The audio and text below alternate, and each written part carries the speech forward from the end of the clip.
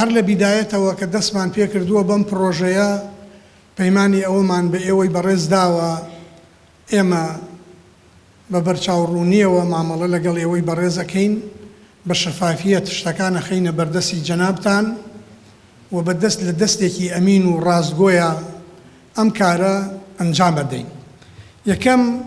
دەمەوێت بە ئێوەی بەڕێز و خۆشەویست بڵێم کە دەستەی دامەزرێنەر و ئەنجومەنی دامەزرێنەری ئەم نەخۆشخانەی میهرەبانیە 4 کەسایەتی گەورە لە پشتی ئەم پرۆژەوە بوون. پێش ئەوەی هیچ شتێک بە ئێوە بڵێین ئەم 4 کەسە خۆمان بەهێزی بە ئەزمونمان بە داراییمان بە ناوبانگمان هاتوونەتە ناو ئەم پرۆژە بە داراییمان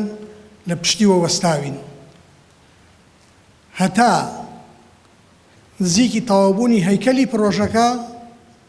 هیچمان لە کەس وەرنەگرت و هیچ تەکلیفێکمان لە هیچ خاوەن پشکێک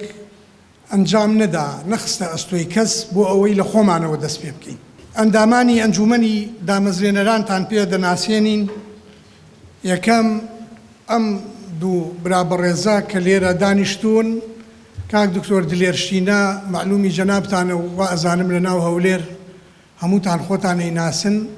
کە ڕەنگە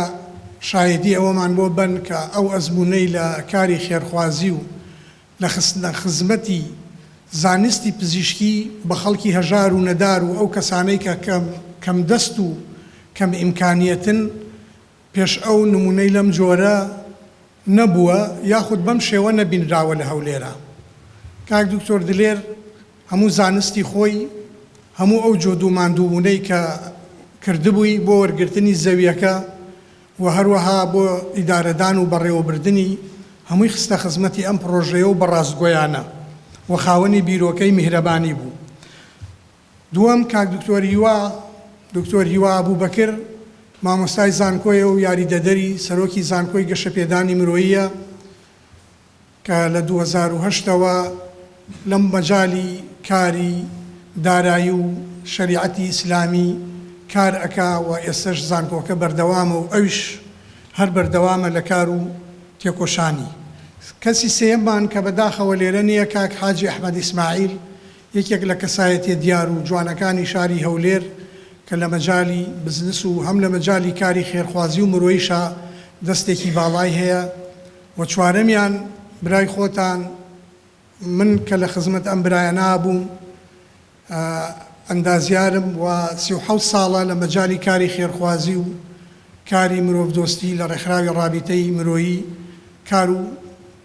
هەوڵ و ماندووبوونەکانمان بۆ خزمەتی عامی کوردستان بووە. لەسەر و هەموو ئەمانەشەوە جەنابی دکتۆر عەلی قەرەداغی سەرۆکی ئەنجومەنی ئەمیندارێتی زانکۆی گەشەپێدانی مرۆیی و سەرۆکی ڕێکخراوی ڕابطەی مرۆیی و هەروەها ئەمینداری گشتی یەکێتی جیهانی زانایانی موسڵمان بە هەموو هێزی بە علم و زانستی بە پێگەی خۆی پشتیوانی ئەم پرۆژەی کردووە و لە بیدایەتەوە لەگەڵمان بووە. ئەم 4 کەسە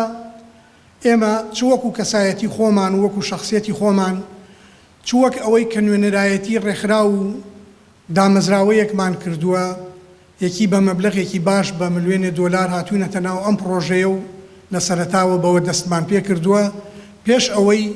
هیچ شتێک لە هیچ خاوەن پشکێ لە هیچ بەشداربوویەک داوا بکەین.